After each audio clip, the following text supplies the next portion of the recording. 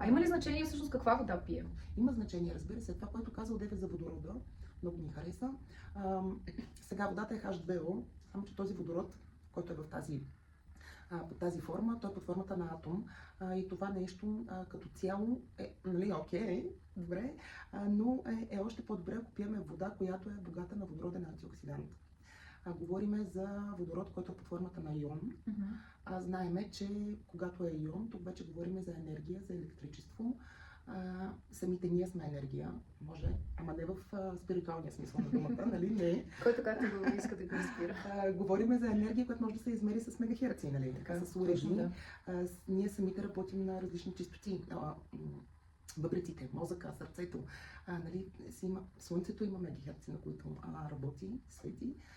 Така че тук говорим наистина за един водород, който е жив и който действа в нашия организъм по тази форма. Спомена антиоксидант. Като антиоксидант, да. Защо е важно да имаме антиоксидантна грижа? Какво всъщност е това антиоксидант и защо напоследък това е някакъв тренд? Това е нещо, което много се говори напоследък за антиоксиданти. Сега, добре, ще започнем от свободните радикали. Точно така. Свободните радикали, това са едни малки частички, пакостници, които причиняват окисляване, така най-достъпно казано, окисляване на... Не знам дали ти се е случвало и на вас дали ви се е случвало, когато си разрежеш ябълка вкъщи и си дадеш половината, другата половина я оставаш, как след половин час вече повърхността е с банан, същото нещо сме виждали всички редовно. Причината за това потъмняване е точно свободните радикали. Това са окиси, които окисляват в случая храната, но същото нещо се случва и с нашия организъм и с нашето тяло. Те попадат в нас от външните фактори, които са UV лъчи, замърсяване на въздуха, райони, които са, например, радиоактивни. Тук около София имаме такива райони. Също така има, не знам, повечето хора може би не са чували, но има едно електромагнитно облъчване, в което ние живеем в това поле. Също е източник на свободни радикали. Другия начин, по който се здобиваме с тях е вътре в организма ни, като метаболитна реакция от храните, които сме консумирали, или напитките, или това, което вече преработва самия организъм. Като крайен продукт на метаболизма. Точно така, да. И тези свободни радикали, за да могат да бъдат неутрализирани, е нужен антиоксидант. Понеже това са окиси, съответно това, което им противодейства, е антиоксиданта. Има различни антиоксиданти, които се продават и в големи търговски вериги, и по-бутикови, но това, което може би е важно хората да гледат, когато си избират антиоксиданти, е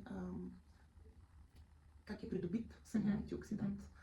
Дали, да кажем, ако омега, дали от стадни рибки или не, защото тогава вече говорим и за планетата, нали, също така. Опаковката на самия антиоксидант, на самата капсула, дали е синтетичен продукт или лабораторно изделие, защото то също попада в нашия организъм. Благодаря, че го каза. Само една вметка искам да направя. Точно във връзка с синтетичните опаковки на хранителните добавки, когато тя е направена по синтетичен начин, това нещо означава, че приемайки го в организма, то трябва да бъде разградено. Обаче то не може да бъде разградено и всъщност това токсикира организма и води до хроничното възпаление, за което говорих преди известно време. Тоест, ние сами, не прецизирайки нещата, които приемаме уж за здраве, всъщност правим така, че сме по-болни. Точно така се казано, да, като заключение. Да.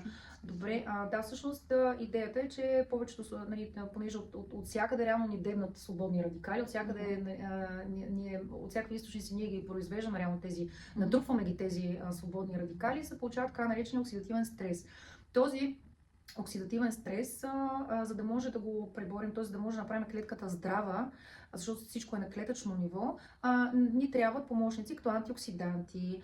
И всъщност, защото, аз просто да спомена, реално ние дори когато съществуваме в една абсолютно нормална, нали, горе-долу здравословна среда, ние също тялото ни произвежда свободни радикали, но обаче клетките ни имат капацитет до определено ниво, до определен брой да се преборят с тях. И всъщност в момента за бързия начин на живот, да не говорим, че стреса, всъщност стрес, преумора, тютюнопушене, негативните емоции, да не ги забравяме,